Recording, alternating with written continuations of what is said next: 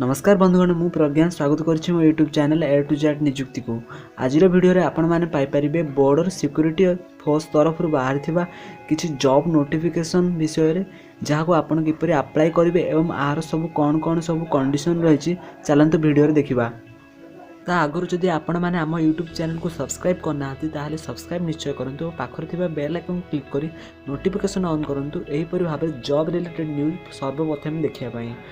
BSF requirement 2019 अनुजाई समस्त राज्यर पिला माने एही वैकेंसी पई अप्लाई करि परिबे सेति पई ओडिसा पिला माने मध्य याकू अप्लाई करि परिबे जहाँ जहाँ मानकर समस्त criteria condition रहिथिबो।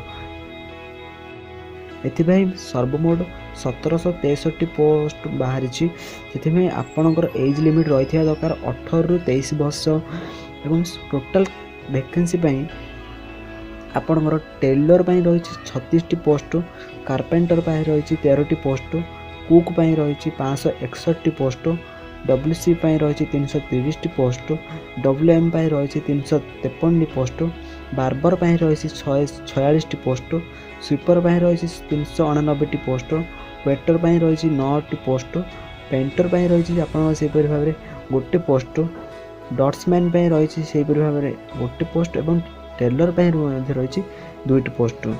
Physical requirement अनुजाई mail आपंकर हाइट रही दरकार 162 cm और एसटी पिला रही दरकार 76 रु 78 cm रही दरकार एवं यार महिला मानक आपंकर हाइट एसटी पिला 150 cm रही दरकार एवं अदर पिला आपंकर 157 cm रही दरकार। एथिपाई आपणकर सैलरी मिलिबो आपनको 21,700 रु 69,100 पर्यंत।